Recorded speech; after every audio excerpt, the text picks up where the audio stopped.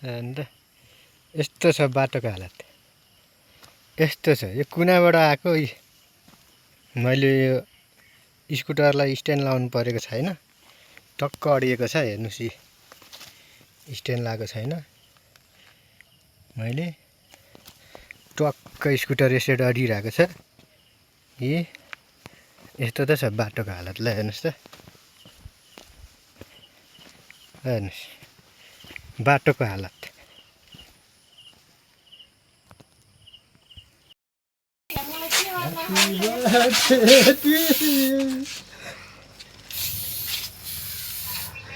ल happy birthday to you. ल happy birthday to you.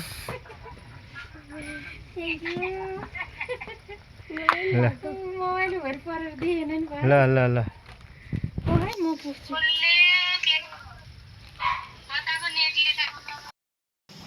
ल यो हजुरलाई कसले दिनुभएको?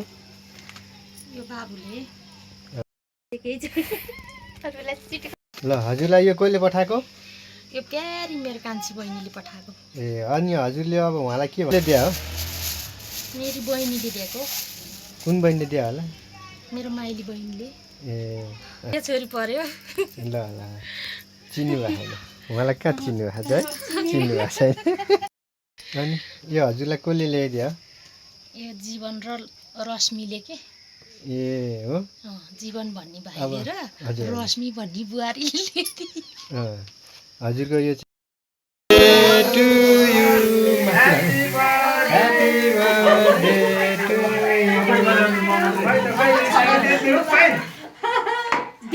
Happy birthday to you.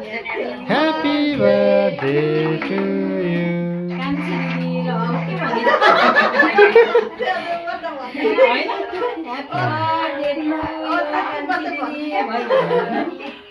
ल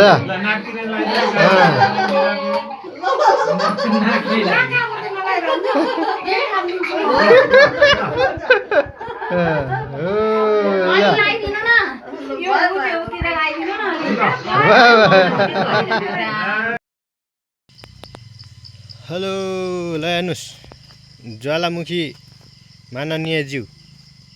ल हेर्नुहोस्, अस्ति भर्खरै भन्दै हुनुहुन्थ्यो विनोद सरले, अब हाम्रो ज्वालामुखीको बाटो त पुरै प्लेन छ भन्दै हुन्थ्यो, राम्रो छ, सफा के अरे त्यस्तो छैन भन्दै हुन्थ्यो। ल हेर्नुहोस् यहाँ बाटोको हालत कस्तो छ, यस्तोमा गाडी कसरी लान सक्छ? ल भन्नुहोस् अब।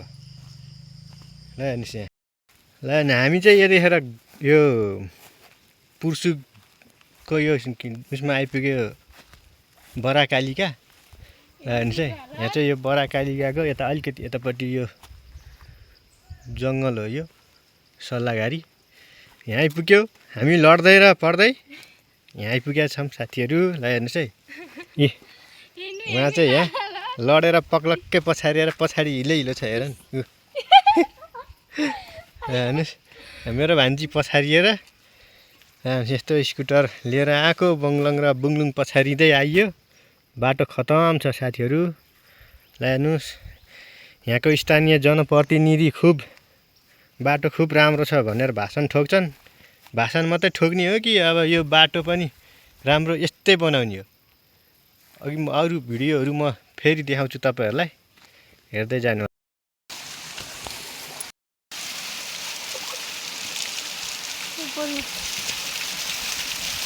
साथीहरूलाई चाहिँ हामी चाहिँ मैलीबाट यता बराकालिका हुँदै आएर चाहिँ हिलोहरू पोखाल्दैछौँ। यो बाघ खोला हाम्रो यतापट्टिको खोलामा चाहिँ आएर पुरै यो हिलो पोखाल्दै साथीहरू।